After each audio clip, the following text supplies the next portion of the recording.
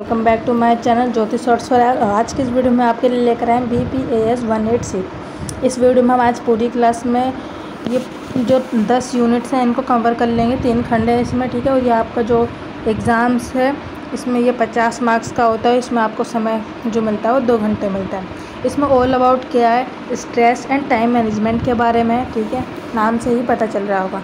तो video start करने से पहले मैं आपसे ये बोलूँगी, अगर आपको हमारी वीडियो पसंद आए तो प्लीज़ हमारी चैनल को सब्सक्राइब कर लीजिएगा फॉर योर फ्यूचर्स वीडियोस। तो चलिए वीडियो के बढ़ते हैं। देखिए, आप पहले यूनिट है कि तनाव को समझाना, ठीक है। इसमें जो इम्पोर्टेंट्स जो है वो तनाव की प्राकृतिक और अवधारणा, इससे क्वेश्चन आए हुए हैं एग्ज़ाम में, और तनाव के लक्षण और स्रोत पढ़ेंगे, ठीक है। ये वेरी इंपॉर्टेंट हो जाते हैं, ठीक है। तो चलिए, आपको यहाँ पे 2 जो है एग्ज़ाम्पल्स दिए गए हैं। यहाँ पर 2 एग्ज़ाम्पल्स दिए गए हैं, जिसमें पहले एग्ज़ाम्पल में ये बताया गया है कि जो समीना है वो जो है ना, वो क्या बनना चाहती थी, वो एक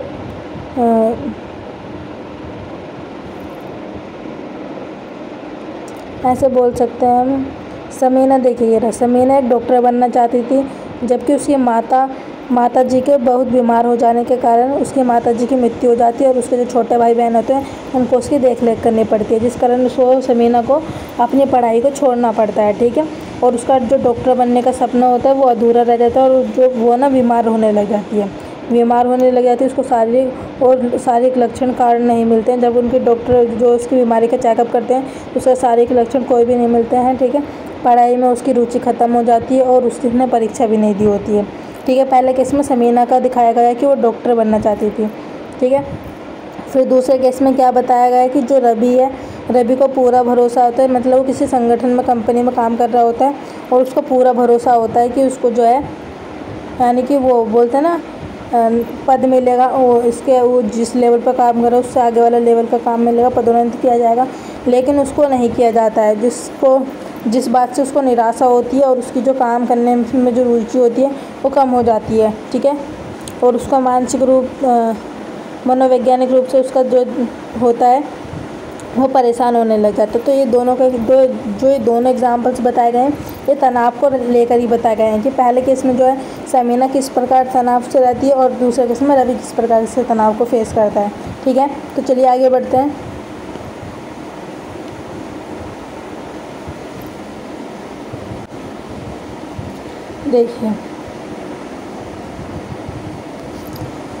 देखिए, ठीक है, मैंने आपको यहाँ पर दोनों एग्जांपल्स बता दिए हैं, ठीक है। दोनों केसों में यह ज्ञात होता है कि किसी भी व्यक्ति के तनाव के कारण हो सकते हैं। तनाव द्वारा प्रदर्शित तनाव के लक्षण भी विभिन्न प्रकार के होते हैं। आज की कामकाजी दुनिया में जो है इसका बहुत ही ज़्यादा देखने को मिलता है, ठीक है। अब देखते हैं कि जो तनाव की प्राकृतिक और अवधारणा क्या है। तनाव की प्राकृतिक और अवधारणा, ठीक है, इसके बारे में बात करते हैं। देखिए, जो शब्द तनाव को क्या हम इंग्लिश में स्ट्रेस कहते हैं, और स्ट्रेस जो है लैटिन भाषा के किससे बना है, स्टेगेट से बना है, ठीक है। लैटिन भाषा का शब्द है ये, जिसका अर्थ होता है कसा होना, यानी कि बंधा होना, तनाव से पूरी तरह से ग्रस्त होना, ठीक है।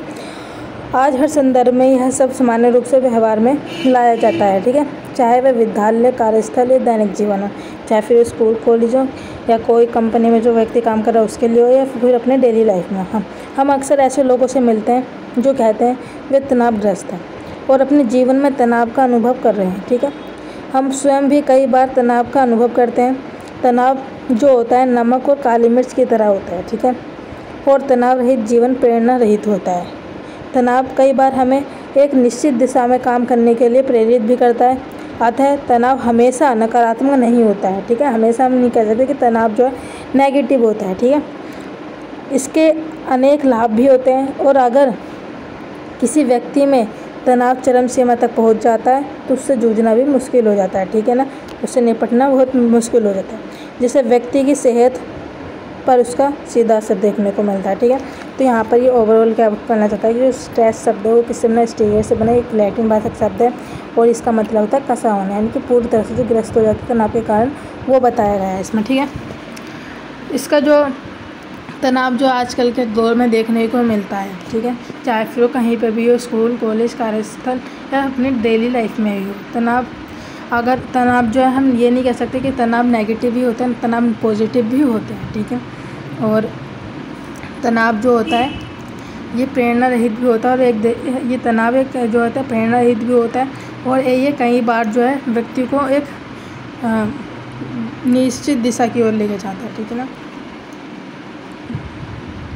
तनाव जो होता है, अगर तनाव जो हाई हो गया यानी कि चरम सीमा तक पहुंच गया तो फिर उससे जूझना भी मुश्किल हो जाता है, ठीक है ना, आपने देखा होगा। और आगे बढ़ते हैं, आगे हम तनाव के दृष्टिकोण पढ़ेंगे। देखिए तनाव के दृष्टिकोण क्या होते हैं, ये पेपर में आया हुआ है कि तनाव के दृष्टिकोण को बताइए, ठीक है। ये पेपर में इम्पोर्टेंट क्वेश्चन बन जाता है क्योंकि ये पेपर में पूछा गया है, ठीक है ना। तो देखिए तनाव के दृष्टिकोण, पहला चिकित्सक दृष्टिकोण, यानी कैनन के प्रारंभ में तनाव को आपातकालीन प्रतिक्रिया कहा गया है, ठीक है। आपातकालीन का मतलब क्या होता है, एकदम तुरंत हो जाती है, इसमें टाइम नहीं लगता। जैसे आपातकालीन की लॉकडाउन हुआ था तो उसमें कुछ लोगों को पता नहीं चला था ना कि लॉकडाउन का, वैसे ही आपातकालीन हो जाना, ठीक है। एक कैनन के द्वारा ये बताया गया है, ठीक है ना। और इसने ये भी बोला है कि तनाव का स्रोत भावना और तकरार का होता है। तनाव का स्रोत भावना और तकरार का होता है, ठीक है। और इसमें कैनन ने जो तनाव का लड़ने या भाग जाने का पक्ष सामने रखा था। कैनन के अनुसार तनाव पर्यावरण मांग के अनुसार व्यक्ति के द्वारा की गई प्रतिक्रिया होती है। यह दबाव बाह्य कारक होता है जिससे व्यक्ति के सामने जीवन के असंतुलन उत्पन्न होते हैं, और कथानुसार शरीर में प्राकृतिक रक्षातंत्र शामिल होते हैं जिससे व्यक्ति की प्राकृतिक शारीरिक स्थिति स्थिर बनी रहती है। और कैनन की रुचि सहानुभूति तांत्रिक की और परिस्थिति में जिसकी भूमिका व्यक्ति को सहज करने के लिए महत्वपूर्ण हो जाती है, ठीक है। तो इसमें ये ओवरऑल ये बताया गया जो तनाव होता है ना, तनाव से लड़ने के लिए भाग जाने का सामना करना होता है, ठीक है ना। कैनन ने ये बोला था, ठीक है। और कैनन के अनुसार जो सामान्य जीवन में असंतुलन उत्पन्न करता है, जो तनाव है किसी भी व्यक्ति के लिए बहुत हानिकारक होता है। शारीरिक रूप से भी हो सकता है, मानसिक रूप से भी हो सकता है। तो तनाव जो होता है एक व्यक्ति के जीवन में बहुत असर दिखाता है, ठीक है। ये चिकित्सक रूप से तनाव का बताया था। फिर आगे दिया गया इसने फिर आगे दिया है संज्ञात्मक मूल्यांकन दृष्टिकोण से दिया गया संज्ञात्मक दृष्टिकोण से। तो इसमें जो है तनाव व्यक्ति के पर्यावरण, ठीक है, तनाव व्यक्ति के पर्यावरण पर भी केंद्रित होता है। यानी कि इसमें जो व्यक्ति होता है वो पहले ही सोच लेता है कि इसका परिणाम क्या होगा, परिणाम स्वरूप बता देता है, इसमें पहले ही कर लेता है, ठीक है। संज्ञात्मक मूल्यांकन पर भी ध्यान केंद्रित करना होता है जिसकी सहायता से व्यक्ति यह निर्धारित कर लेता है कि उसके जीवन में क्या होने वाला होगा या नहीं होगा, स्थिति घटना तनावपूर्ण है या नहीं है, ठीक है। यानी कि पहले से ही सोच लेना, उसका मूल्यांकन कर लेना कि ये काम होगा या नहीं होगा, ठीक है। तो फिर ये एक संज्ञात्मक हो जाता है। फिर व्यक्ति पर्यावरण दृष्टिकोण होता है, इसमें समझ ही नहीं आना होता है। यानी कि इसमें ओवरऑल क्या बताया जाता है कि इसमें जो व्यक्ति होता है उसको समझ ही नहीं आता कि क्या करना है क्या नहीं करना है, ये सही है ये गलत है, ठीक है। उसको उसके बीच में बैलेंस करने ही नहीं आता है, ठीक है। फिर आगे आ जाता है आगे मनोविश्लेषणात्मक दृष्टिकोण। इसमें क्या होता है, एक छवि दिखाई दी जाती है। छवि यानी कि दो मुख्य तत्व, यहाँ पे देखिए इसमें एक छवि दिखाई देती है। दो मुख्य तत्व आदर्श आह्य आत्म छवि एक दूसरे के साथ परस्पर क्रिया करती है, तनाव की ओर ग्रस्त करती है। यानी कि इसमें जो है इसमें मतलब छवि दिखाई जाती है कि कैसा होगा, पॉजिटिव और नेगेटिव होगा, विश्लेषण करना हो एक तरीके से, ठीक है। मन में बात जो होती है उसको खाई जाती है कि ये सही है या नहीं है, उसको दबाव हो जाता है एक व्यक्ति का, ठीक है। ये बताया गया है। आगे बढ़ते हैं, ये वेरी इंपॉर्टेंट हो जाता है क्योंकि ये पिछले ईयर्स के क्वेश्चन में आया हुआ है। अब आगे की ओर बढ़ते हैं, ठीक है।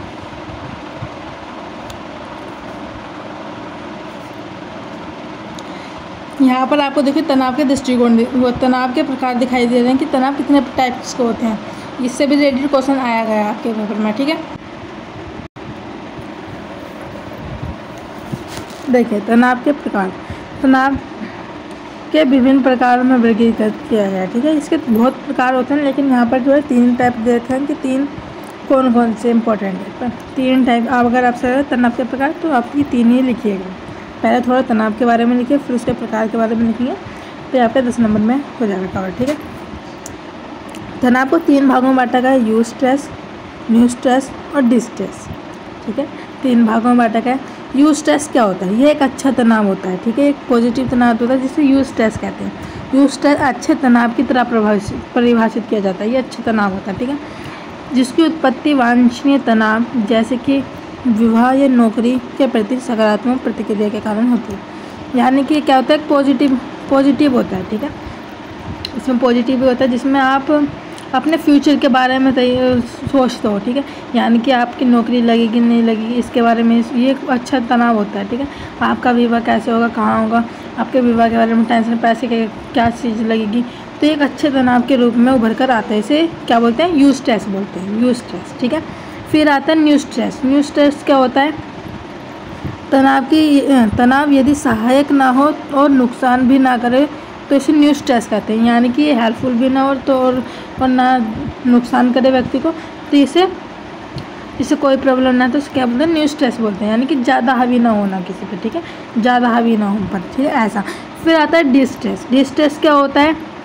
जिसमें यह तनाव की तीसरी श्रेणी होती है जिससे समानतः लोग तनाव को जोड़ते हैं। ठीक है, लोग किसको? तनाव को जोड़ते हैं। डिस्ट्रेस या तनाव का अनुभव व्यक्ति तब करता है जब उत्तेजनीय होता है और अधिकतम या न्यूनतम हो। ठीक है, यानी कि जब वो उत्तेजनित होता है, यानी कि जैसे कि आप एग्जाम्पल के तौर पर लें, जैसे आपके एग्ज़ाम्स हैं तो आपको एग्ज़ाम की टेंशन होगी कि मेरा पेपर कैसे जाएगा कल। ठीक है ना, यानी कि एक अपने अंदर से ही आता है कि मैंने पढ़ा नहीं है। हमारी वीडियो के माध्यम से, आप इस वीडियो के माध्यम से 1 घंटे में पूरा कवर कर लेंगे, तो क्या होता है? ये इसमें हेल्पफुल हो जाता है। ठीक है, व्यावसायिक तनाव, ये तो आप जानते होंगे कि एक जॉब से रिलेटेड होता है। ठीक है ना, आगे बढ़ते हैं, देखिएगा।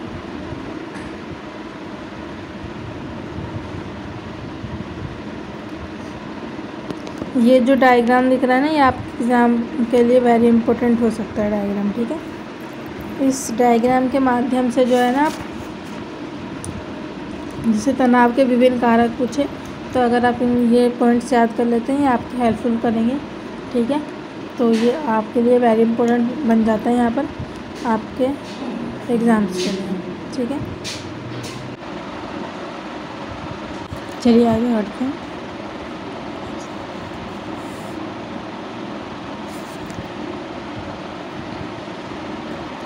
तनाव के लक्षण वेरी इंपॉर्टेंट होते हैं। देखिए, जिसमें व्यवहार, अनुभूति, भावना के साथ साथ शारीरिक स्वास्थ्य भी शामिल होता है। ठीक है, शारीरिक स्वास्थ्य भी शामिल होता है। हालांकि तनाव का अलग अलग व्यक्तियों से अलग अलग प्रभाव होता है। हर व्यक्ति एक जैसा नहीं होता, सबका अंदर अलग अलग होता है। ठीक है, अलग अलग फीलिंग्स होती हैं, अलग अलग स्ट्रेस होता है। ठीक है, सबका अलग अलग व्यवहार होता है, तो अलग अलग फीलिंग होती है। व्यक्ति की तनाव के प्रति प्रतिक्रिया भी अलग होती है। तनाव के कुछ लक्षण होते हैं जिनकी चर्चा निम्न प्रकार से की जा सकती है। पहला आता है व्यवहारिक तनाव। व्यवहारिक लक्षण क्या होता है? व्यवहारिक लक्षण यानी कि देखिए, निष्पादन में गिरावट, प्रभावशीलता में कमी, मादक सेवन, दुर्घटना की संभावना होना, अस्थिर तांत्रिक व्यवहार, अप्रभावी समय प्रबंधन, जांच प्रक्रिया में लिप्त रहना, खान पान और भूख बदलाव होना, विलंबित भोजन करना, देरी से भोजन को करना, कभी तेज खा लेना, खाना, तेज चलना, तेज़ी से बोलना, खराब भाषा का प्रदर्शन करना, ये सब आपके क्या आते हैं? व्यवहारिक रूप से आते हैं। ठीक है, व्यवहारिक रूप में आती है कि जो आपका प्रदर्शन होता है वो उसमें गिरावट आती है, आप स्मोकिंग करने लग जाते हो, दुर्घटना की संभावना होती है, बेचैनी होती है, नाखूनों को चबाने लग जाते हो।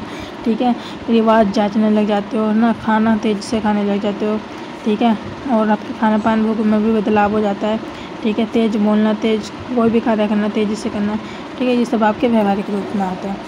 फिर आता है उसके बाद संज्ञात्मक लक्षण, लगातार चिंतन में रहना, विचारों की तीव्रता, गति करना, अवस्थित सोचने, स्मरण, ध्यान केंद्रित करने में असक्षम होना, निर्णय लेना, गलत निर्णय लेना, निराशा के इसमें सामना करना। संज्ञात्मक क्या है कि बोल सकते हैं जिसमें आपका जो डिसीजन होता है वो गलत होता है। कभी कभी आप गलत निर्णय लेते हैं, अनिर्णय होते हैं। ठीक है, सोचते समझते नहीं, गलत निर्णय होता है, अपने ध्यान को केंद्रित नहीं कर पाते, अपना सोच विचार नहीं हो पाता आपका अच्छे से, तो किस में आ जाते हैं? संज्ञात्मक लक्षण में आते हैं। फिर आता है भावनात्मक लक्षण, यानी कि कुंठा, निराशा, चिड़चिड़ापन, नाराज़गी, अकेलापन, है ना, इसमें सबका एहसास होता है। उदासी होना, ये आपके भावनात्मक लक्षण में आते हैं, जिसमें चिंता, अवसाद, क्रोध, है ना, अपराध, ईर्ष्या, शर्म, ये सब आते हैं।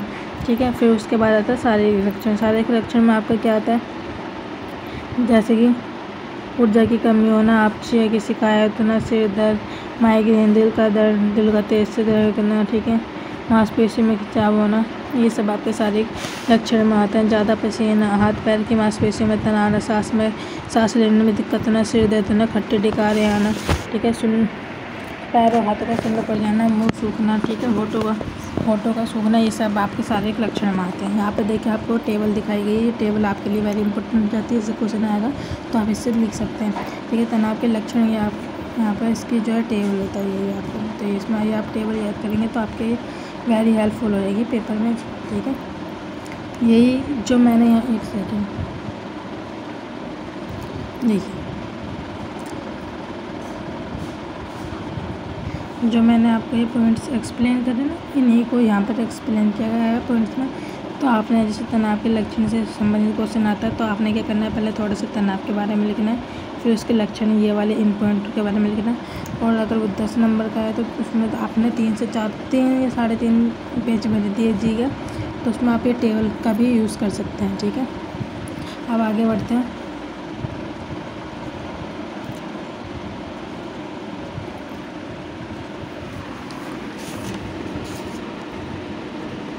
बस इस बुक में इतना ही, इस वाले यूनिट में इतना ही इम्पोर्टेंट था।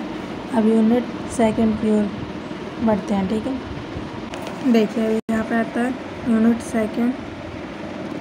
सेकंड तनाव प्रबंधन को समझना। ठीक है ना, सॉरी, समय प्रबंधन को समझना है कि इसमें क्या टाइम मैनेजमेंट से लेकर है। ठीक है ना, टाइम मैनेजमेंट, तो अब इस टाइम मैनेजमेंट कैसे होता है उसको समझना होता है, फिर उसको समझना उसको बारे में। ठीक है, पहले इसमें इम्पोर्टेंट है समय प्रबंधन, इसका अर्थ और महत्व इम्पोर्टेंट हो जाता है। ठीक है, इसकी तकनीकी कौशल, ठीक है, तकनीकी कौशल ये इम्पोर्टेंट हो जाती हैं। ठीक है, इसमें समय अपव्यय करने के परिणाम और समय प्रबंधन के लाभ भी यहाँ पे इम्पोर्टेंट हो जाते हैं। तो इस ब्लॉक में इस यूनिट में हम ये वाले टॉपिक्स को कवर करेंगे। तो चलिए वीडियो को बढ़ते हैं।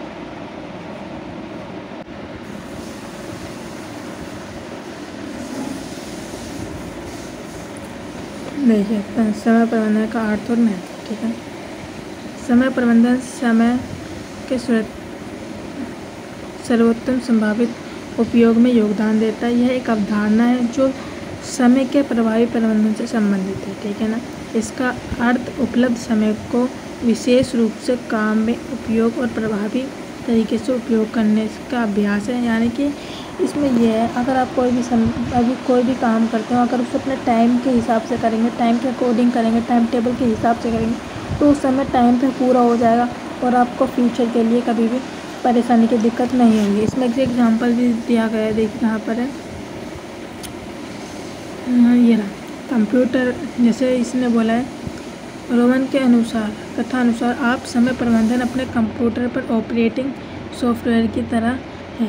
यह पृष्ठभूमि में चलता है जिससे आप कम समय में अधिक हासिल कर सकते हैं। जैसे कि मेरी वीडियो के माध्यम से आप कम समय में ये पूरी यूनिट कवर कर लेंगे। जो आपने कुछ नहीं पढ़ा, आज इस वीडियो के माध्यम से आप इसी वीडियो में पूरा कवर कर लेंगे, तो ये आपके लिए वेरी हेल्पफुल हो जाएगा कि इसमें।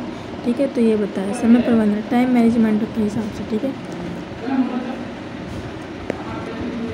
यहाँ पे देखिए, जितना बेहतर प्रबंधन होगा उतने ही कम समय में आप अधिक कौशल सफल हो जाएंगे। ठीक है, आगे बढ़ते हैं।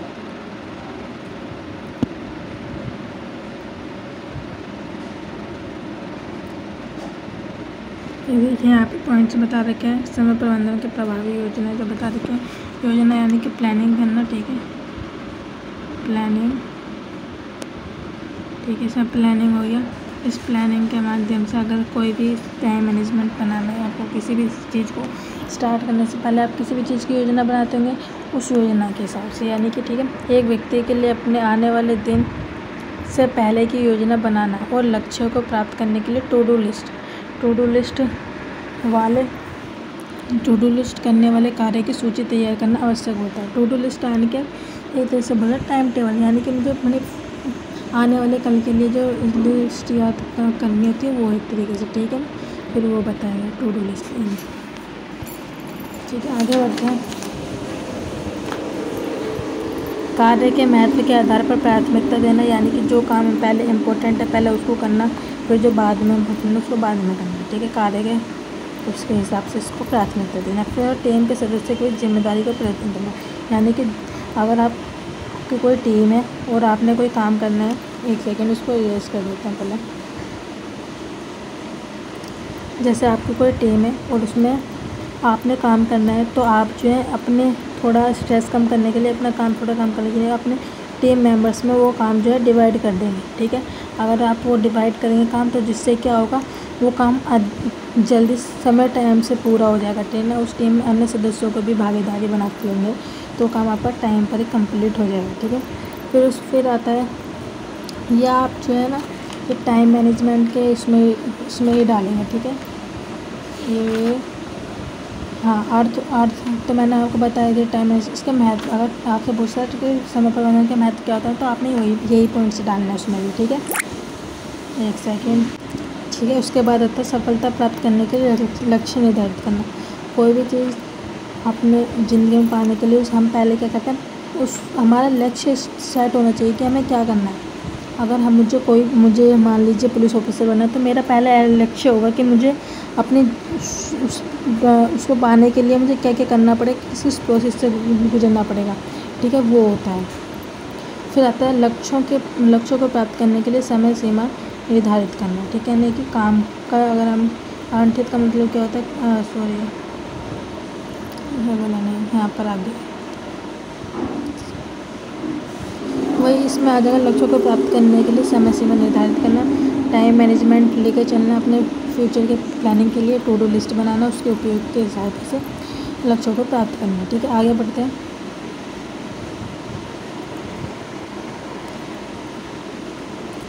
देखिए, आवंटित समय में कार्य को पूरा करने हेतु सुनिश्चित करने के लिए निगरानी रखना। आवंटित का मतलब है बंटवारा, यानी कि आप अपना काम बांटकर लोगों में बांटकर, ये आपकी एक चैन की तरफ से होती है ना, तो ये आपकी हेल्पफुल हो जाती है, ठीक है ना। अगर आप अपना काम जल्दी समय पर पूरा करना चाहते हैं, तो आप अगर अपना जो काम है वो लोग बांट देंगे टीम के बीच में, तो आपकी वेरी हेल्पफुल होती है इसमें। तो उस चीज़ के लिए, ठीक है। तो यहाँ पर आप ये पॉइंट्स भी जो है इसके अर्थ जो सम टाइम मैनेजमेंट के महत्व करते हैं, उसमें ये वाले पॉइंट्स भी डाल सकते हैं, कोई दिक्कत की बात नहीं होगी, ठीक है। तो आगे जो बताया गया है कि समय प्रबंधन का महत्व बताइए, ठीक है। समय प्रबंधन का महत्व, यह स्पष्ट है कि समय प्रबंधन एक महत्वपूर्ण साधन है। आप जानते हैं कि ये टाइम मैनेजमेंट एक इम्पोर्टेंट होता है, लाइफ का एक हिस्सा होता है। बिना टाइम मैनेजमेंट के कुछ भी नहीं होता, ठीक है ना। और एक कर्मचारी अधिकतर सफलता प्राप्त करने के लिए वेरी इंपॉर्टेंट होता है।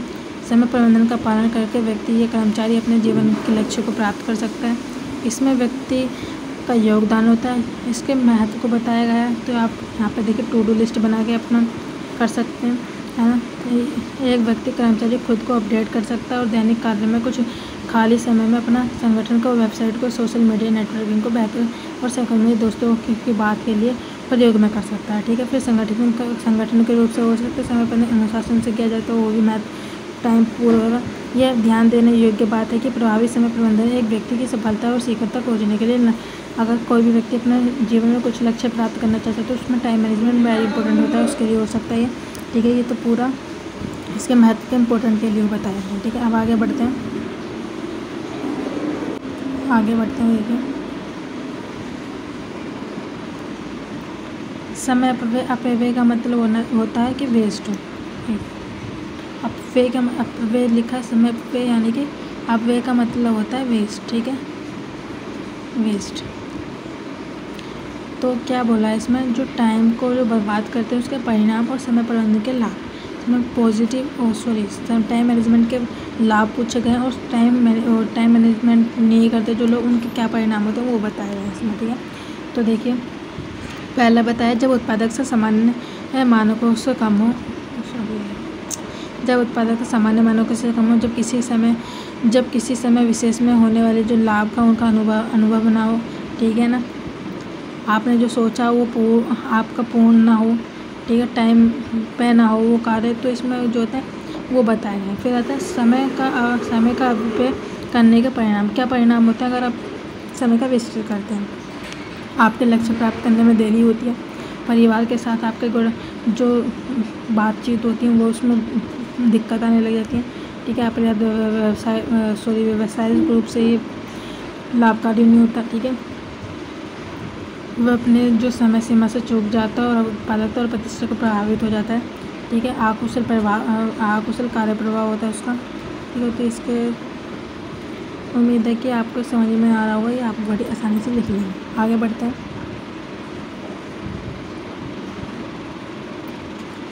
फिर आता है समय प्रबंधन के निम्नलिखित लाभ क्या होते हैं, ठीक है। इसके टाइम मैनेजमेंट करते हैं तो उसके क्या लाभ होते हैं? देखिए, आप अगर टू डू लिस्ट के माध्यम देखिए समय पालन और अनुशासन की आदत विकसित करना है, यानी कि टू डू लिस्ट बनाएंगे, उसकी हेल्पफुल से टाइम मैनेजमेंट होगा। क्या पहले चीज़ पढ़ें वो भी उसमें प्राथमिकता के हिसाब से भी आप दे सकते हैं। दूसरा पॉइंट हो कि आत्मविश्वास उत्पन्न होता है, ठीक है, मनोबल बढ़ता है, उसमें वृद्धि होती है, महत्वपूर्ण कार्य की प्राथमिकता होती है, संगठनात्मक कौशल होता है, कंपनी का विकास होता है, उसमें हो गया ये इम्पोर्टेंट। फिर परिणाम योजना कौशल में उन्नति होती है, ठीक है, योजना के हिसाब से आप फिर कम से कम समय के भीतर लक्ष्यों को प्राप्त किया जा सकता है, ठीक है। तो ये आपके इसके टाइम मैनेजमेंट के लाभ में आ सकते हैं पॉइंट्स, ठीक है। आगे बढ़ते हैं।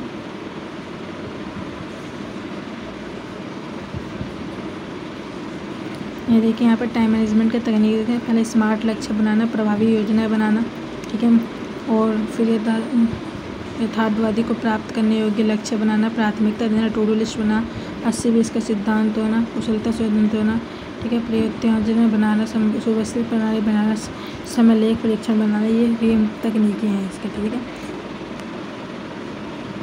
समय प्रबंधन के लिए कौशल क्या होना था? टू डू लिस्ट के रूप में किए जाने वाले महत्वपूर्ण कार्यों को प्राथमिकता करना, स्मार्ट लक्ष्य करना, ठीक है, कार्यस्थल और निजी जीवन में हमेशा व्यवस्थित रहना, फिर कार्यस्थल पर कार्य का स्वामित्व और जिम्मेदारी लेना, कार्यस्थल का समय और अपव्यय का दूर करना, ठीक है, ये सारे आपके इसमें आ जाते हैं। आगे बढ़ते हैं। इस चैप्टर में क्या इम्पोर्टेंट है उसको देखते हैं।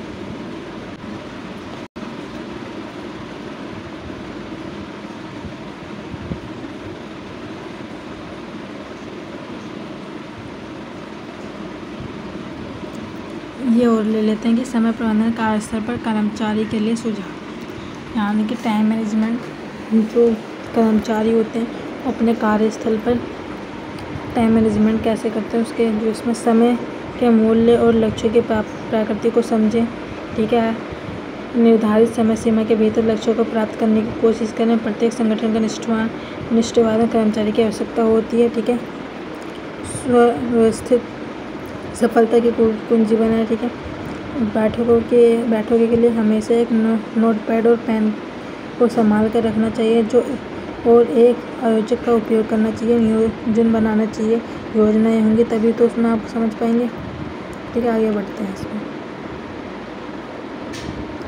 इस वाले यूनिट में सिर्फ इतना ही था, ठीक है, इम्पोर्टेंट। आगे यूनिट की ओर बढ़ते हैं। देखिए अब यूनिट 3 तनाव के प्रतिरूप। इसमें जो इम्पोर्टेंट होते हैं ये प्रतिरूप इम्पोर्टेंट हो जाता है। इससे पहले जो पेपर में संज्ञात्मक मूल्यांकन प्रतिरूप आया था, ठीक है, यहाँ पे जितने भी प्रतिरूप से रिलेटेड हैं जिनके अंत में प्रतिरूप लिखा है 4 उनको कवर करेंगे इस यूनिट में। यही इंपॉर्टेंट होते हैं एग्जाम में आने की, इनकी संभावना ज़्यादा होती है, ठीक है। तो चलिए वीडियो की ओर बढ़ते हैं।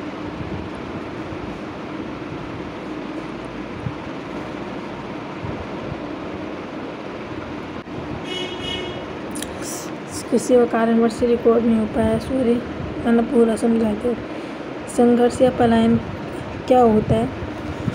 या तो उस काम पे करने से लिए उसे खड़े ही रहना, या तो उस परिस्थिति से डरना नहीं, या तो उस पर खड़े ही रहो कि हाँ उससे लड़ना है, उसमें तैयार हो जाओ। नहीं तो क्या होता है, कोई अपने शारीरिक परिवर्तन या किसी भी अंदर के उससे क्या करते हैं, हमारा जो होता है तनावग्रस्त हो जाता है और हम उससे पलायन कर लेते हैं, ठीक है। ये बता रहा है इसमें संघर्ष या पलायन की जो प्रतिक्रिया होती है लाभकारी भी होती है, क्योंकि यह इस स्थिति से तुरंत निपटने में सहायक भी करती है, ठीक है। आगे बढ़ते हैं।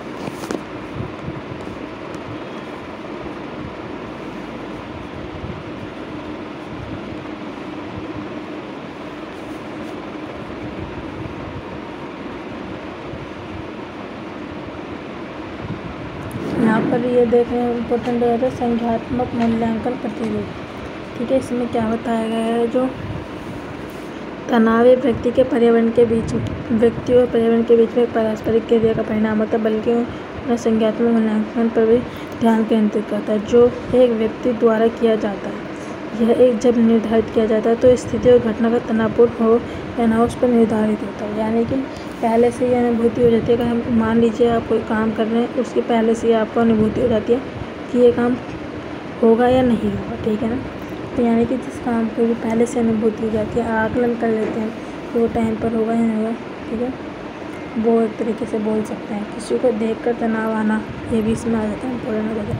ठीक है, वो चीज़ बताया गया है। ठीक है, मूल्यांकन आधारित होता है। ठीक है, आगे बढ़ते हैं।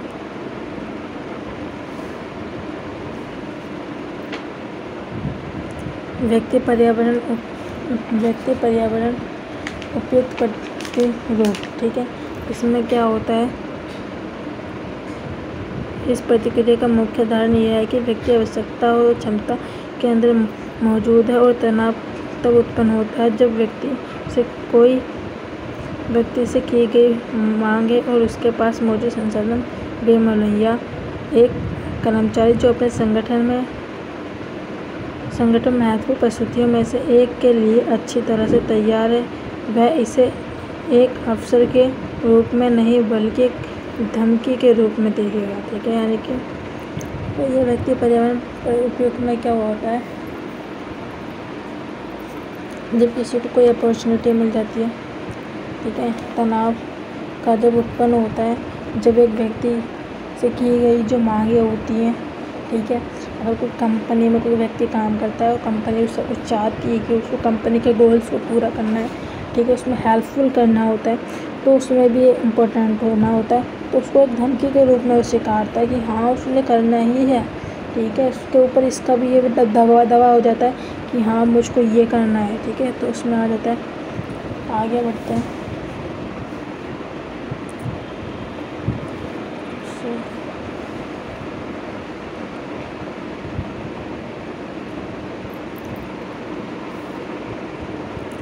आगे इस यूनिट में सिर्फ इतना ही है। ठीक है, एक देखते हैं पूर्वाधार तनाव का प्रतिरूप क्या होता है। इसमें क्या होता है, एक तरीके से जो अनुवांशिकता होती है ना, उस पर इस पर ज़्यादा जोर दिया गया है इसमें। ठीक है, इसमें ये दिया गया कि माता पिता के जो तनाव के कारण बच्चे पर जो असर पड़ता है उसको दर्शाया गया है इसमें। ठीक है, आज की इस यूनिट में इस वाली यूनिट में सिर्फ इतने हैं। आगे यूनिट की ओर बढ़ते हैं। ठीक है, देखिए 4 यूनिट में क्या, कार्यस्थल पर तनाव, कार्यस्थल पर तनाव प्रमुख कारण। ठीक है, इस यूनिट में हम जो कवर करेंगे इन चीज़ों के बारे में कवर करने वाले हैं। जो इम्पोर्टेंट टॉपिक्स हैं हम उसी को लेकर चलेंगे। तो चलिए वीडियो की ओर बढ़ते हैं। जिससे यहाँ पर प्रस्तावना देख लीजिएगा। तनाव, कष्ट और थकान को अनेक बार एक दूसरे के स्थान पर प्रयोग किया जाता है। हम ऐसे बोलते हैं ना, हम ज़्यादातर आपने सुना होगा मुझे बहुत थकान हो रही है, मुझे बहुत कष्ट है इस चीज़ का, तो तनाव के स्थान पर ही उनको यूज़ किया जाता है। ठीक है, ये दैनिक भाषा में सामान्य रूप से प्रयोग किए जाते हैं। ठीक है, आगे बढ़ते हैं। आप किसी से मिलते होंगे तो आप उससे पूछते होंगे कि आप कैसे हैं। ठीक है, वो व्यक्ति बोलता है हम ठीक हैं। उनके जीवन और आप उनके लाइफ के बारे में पूछते होंगे तो वो बोलते हैं मेरा जीवन जो है बहुत तनावग्रस्त है, मैं अपनी ज़िंदगी से डूब गया हूँ। यानी कि जो इस तरह से वो अपने तनाव को दिखाते हैं। ठीक है,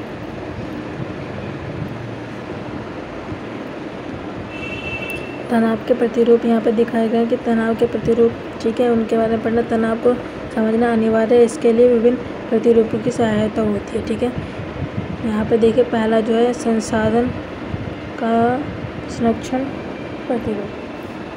वैसे जो है ना, जैसा कि आप ज्ञात कर चुके हैं कि जो सामान्यतः रूप से कहता है विशेष रूप से कार्यस्थल पर तनाव के लिए तनाव को एक महत्वपूर्ण माना जाता है। ठीक है, संसाधन का संरक्षण प्रतिरूप यानी कि तनाव को एक ऐसा माना जाता है कि जो तनाव है जो ज़िंदगी में ये होना ही है। कोई व्यक्ति ऐसा नहीं है जिसको अपनी ज़िंदगी से कोई हो, ठीक है, उसकी ज़िंदगी में कोई ना कोई किसी न किसी प्रकार की प्रॉब्लम ही होती है। ठीक है, तो उसमें वो समझाया गया कि नौकरी की मांग, यानी कि नौकरी की मांग पर जब किसी भी संगठन में काम के लिए जाते हैं तो वहाँ पे भी जो लोग आपसे, वो कंपनी का जो ओनर होता है वो भी आपसे कुछ मांग करता होगा।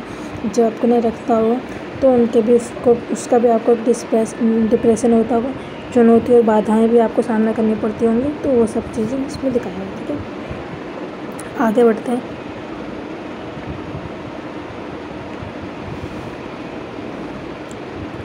यहाँ पर ये वेरी इंपॉर्टेंट हो जाता है। ठीक है, ये वेरी इंपॉर्टेंट हो जाता है कि कार्यस्थल पर तनाव के स्रोत क्या होते हैं। ये जो डायग्राम है ये आपका वेरी इंपॉर्टेंट डायग्राम हो जाता है। इसमें तनाव, मांग की भूमिका, सूचना अधिभार, कार्य जीवन समझौता, पारस्परिक चुनौतियाँ, मूल्यांकन, आकांक्ष। तो ये इम्पोर्टेंट डायग्राम हो जाता है आपके लिए।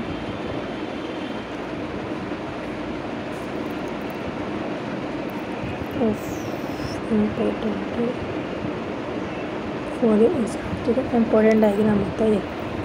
देखिए, पहला है भूमिका की मांग, यानी कि आपने क्या होता है इसमें,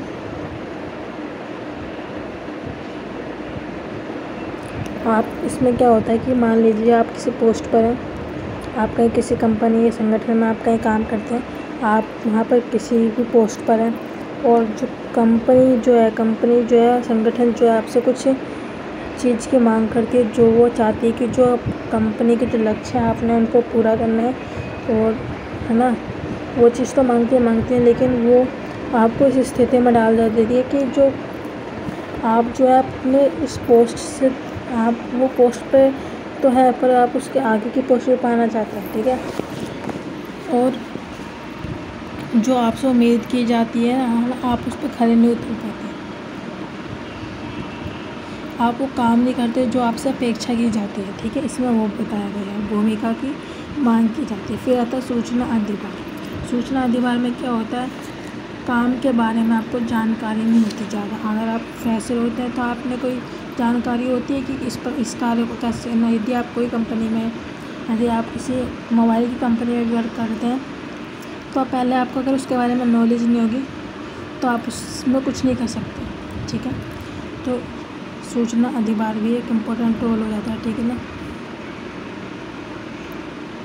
जानकारी प्राप्त नहीं होती जिसमें पूर्ण तरीके से। ठीक है, आगे बढ़ते हैं।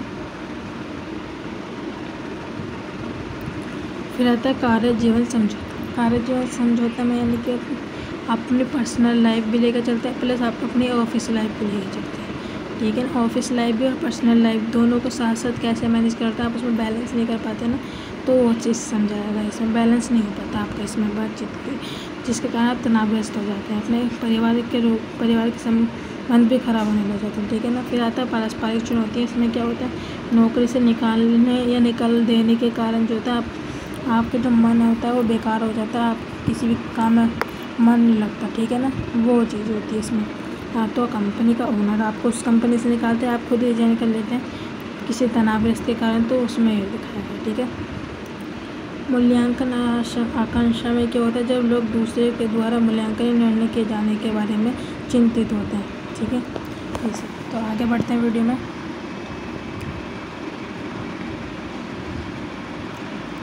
तनाव के परिणाम देखिए वही होता है, गिने चुने।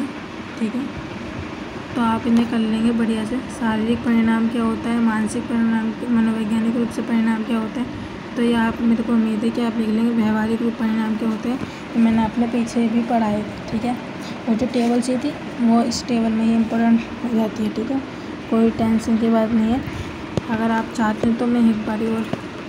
शारीरिक परिणाम में देखिए, आप किसी भी कारणवश आप में जो आपके हार्ट बीट होती है उसका तेज़ी से बोलना, तेज़ खाना, तेज़ पीना, ये शारीरिक रूप ये आपके व्यवहारिक रूप में आ जाते हैं। ठीक है, यहाँ पे वो मैंने व्यवहारिक वाले बोल दिए।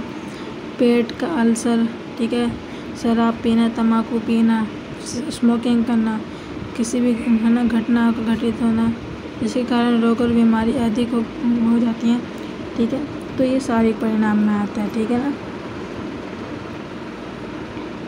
फिर आता है कार्यस्थल पर तनाव में मनोवैज्ञानिक परिणाम। आपको चिंता रहती है, उदासी रहती है, निराशा रहते हैं आप उस चीज़ से। ठीक है, यानी कि आप कहीं भी काम कर रहे होंगे तो आपका उस चीज़ में ध्यान नहीं लगता है। ठीक है, इस कार्यस्थल पर जो कार्य करते समय आपको बहुत गुस्सा आना, चिंता रहना, निराशा, घबराहट, ये सब आपका इसमें आ जाता है। ठीक है ना, फिर आगे बढ़ता है व्यवहारिक परिणाम। व्यवहारिक परिणाम में शराब पीना, जैसे पहले में उल्लेख किया गया था, ठीक है। ख़राब चीज़ व्यवहार करना लोगों से, ठीक है। विरोधी आहार, शराब पीना, नशीली दवाइयों का उपयोग करना, ये सब के व्यवहारिक रूप में आ जाती है, ठीक है। आगे बढ़ते हैं। यहाँ पे एक डायग्राम है, पर वो डायग्राम यहाँ पे इसमें इमेज में पूरा नहीं शो करता, ठीक है। आगे बढ़ते हैं।